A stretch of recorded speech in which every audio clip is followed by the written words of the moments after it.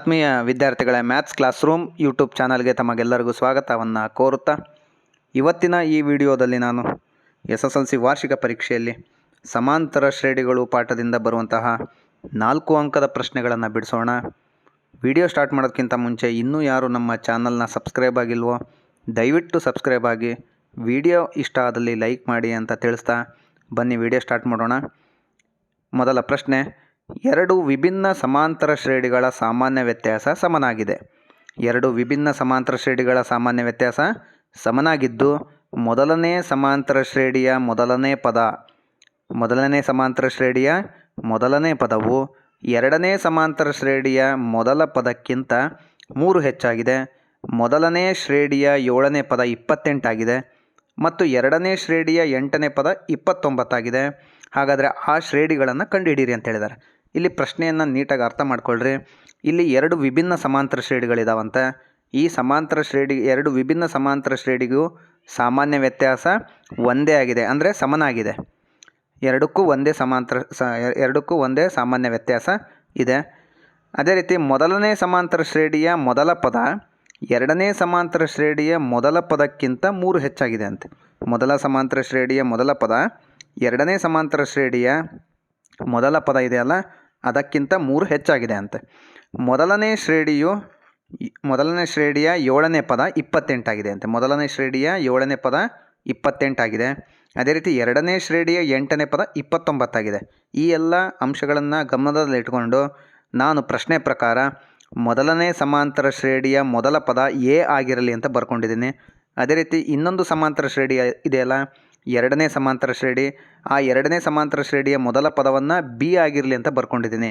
ಮೊದಲನೇ ಸಮಾಂತರ ಶ್ರೇಣಿಯ ಮೊದಲ ಪದ ಎ ಆಗಿರಲಿ, ಎರಡನೇ ಸಮಾಂತರ ಶ್ರೇಣಿಯ ಮೊದಲ ಪದ ಬಿ ಆಗಿರುತ್ತೆ.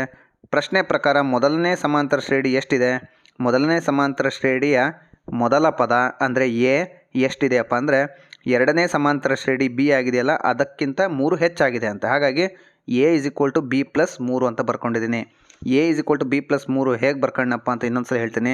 ಮೊದಲನೇ ಸಮಾಂತರ ಶ್ರೇಣಿಯ ಮೊದಲ ಪದವು ಎರಡನೇ ಸಮಾಂತರ ಶ್ರೇಣಿಯ ಮೊದಲ ಪದದ 3 ಹೆಚ್ಚಾಗಿದೆ. ಹಾಗಾಗಿ 3 ಹೆಚ್ಚು ಅಂದರೆ +3 ಅಂತ ಬರ್ಕೊಂಡಿದ್ದೀನಿ.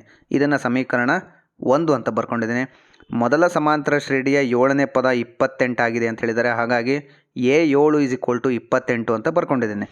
ಈ 7ರ ಸಾಮಾನ್ಯ ರೂಪ a+6d = 28.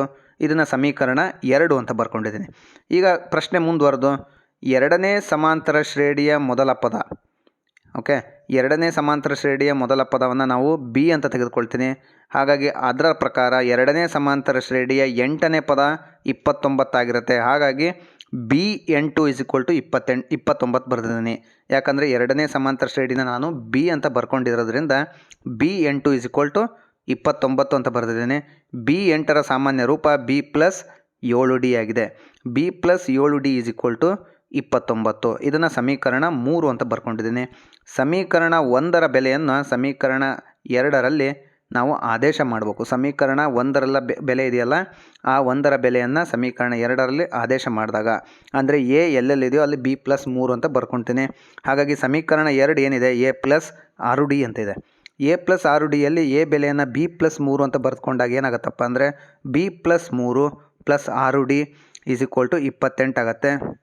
ದೇರ್ಫೋರ್ b+3d + 6d = 28 ಆದಾಗ b+6d ಹಾಗೇ ಇರಲಿ.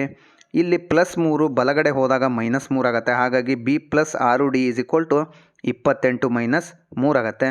ಮುಂದುವರೆದು b+6d = 25 ಆಗುತ್ತೆ. ಇದನ್ನು ಸಮೀಕರಣ 4 ಅಂತ ತೆಗೆದುಕೊಳ್ತೀನಿ. ಸಮೀಕರಣ 3 ಏನು ಹೇಳುತ್ತೆ ನೋಡ್ರಿ. ಸಮೀಕರಣ 3 b+7d = 29 ಆಗುತ್ತೆ. ಸಮೀಕರಣ 4 b+6d = 25 ಆಗುತ್ತೆ. ಈ ಸಮೀಕರಣ 3 ಮತ್ತು ಸಮೀಕರಣ 4ರಲ್ಲಿ ಸಮೀಕರಣ 3 ದೊಡ್ಡದಾಗಿದೆ, ಸಮೀಕರಣ 4 ಚಿಕ್ಕದಾಗಿದೆ. ಹಾಗಾಗಿ ಸಮೀಕರಣ 3 - 4 ಮಾಡಿದಾಗ ಸಮೀಕರಣ 3 - 4 ಅಂದರೆ b+7d = 29, b+6d = 25. ಇಲ್ಲಿ ಎರಡೂ ಸಮೀಕರಣದಲ್ಲಿ ಪ್ಲಸ್ ಚಿಹ್ನೆ ಇದೆ. ಯಾವುದೇ ರೀತಿ ಕ್ಯಾನ್ಸಲ್ ಮಾಡಲಿಕ್ಕೆ ಆಗೋಲ್ಲ. ಯಾಕಂದರೆ ಕ್ಯಾನ್ಸಲ್ ಮಾಡ್ಬೇಕಪ್ಪ ಅಂದರೆ ನಾವು ವಿರುದ್ಧ ಚಿಹ್ನೆ ಇದ್ದರೆ ಕ್ಯಾನ್ಸಲ್ ಮಾಡ್ಬೋದು. ಆದರೆ ಎಲ್ಲ ಕಡೆಯೂ ಪ್ಲಸ್ ಚಿಹ್ನೆ ಇರೋದ್ರಿಂದ ನಾವು ಎರಡನೇ ಸಮೀಕರಣ ಪ್ಲಸ್ ಇದ್ದಲ್ಲಿ ಮೈನಸ್ ಬರ್ಕೊತೀನಿ. ಅಂದರೆ ಎರಡನೇ ಸಮೀಕರಣದಲ್ಲಿ +b ಇರೋದನ್ನ ಮೈನಸ್ ಚಿಹ್ನೆ ಆಗಿ ಬರ್ಕೊತೀನಿ.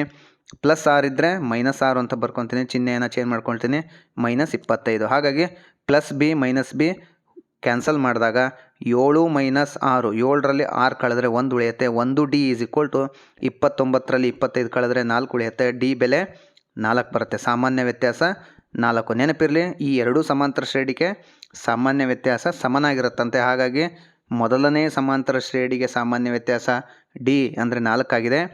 ಎರಡನೇ ಸಮಾಂತರ ಶ್ರೇಣಿಗೂ ಸಾಮಾನ್ಯ ವ್ಯತ್ಯಾಸ 4 ಆಗಿರುತ್ತೆ ಪ್ರಶ್ನೆ ಪ್ರಕಾರ. ಈ ಡಿ ಬೆಲೆಯನ್ನು ಸಮೀಕರಣ 2ರಲ್ಲಿ ಆದೇಶ ಮಾಡೋಣ. ಸಮೀಕರಣ 2 ಏನು ಹೇಳುತ್ತಪ್ಪ ಅಂದರೆ a + 6D = 28. ಆ ಸಮೀಕರಣ 2 ಬರ್ಕೊಳ್ತೀನಿ. a + 6D = 28. ಡಿ ಇರೋ ಹತ್ರಲ್ಲೆಲ್ಲ 4 ಬರ್ಕೊಳ್ಳೋಣ. a + 6D ಅಂದರೆ 6 × 4 = 24. a + 24 = 28 ಆಗುತ್ತೆ. ದೇರ್ಫೋರ್ ಈ +24 ಬಲಗಡೆ ಹೋದಾಗ -24 ಆಗುತ್ತೆ. a = 28 - 4. 28ರಲ್ಲಿ 24 ಕಳೆದ್ರೆ a ಬೆಲೆ 4 ಆಗುತ್ತೆ. ನೆನಪಿರಲಿ, a ಅಂದರೆ ಮೊದಲನೇ ಸಮಾಂತರ ಶ್ರೇಣಿಯ ಮೊದಲ ಪದವನ್ನು a ಆಗಿರಲಿ ಅಂತ ತೆಗೆದುಕೊಂಡಿದ್ದೆ.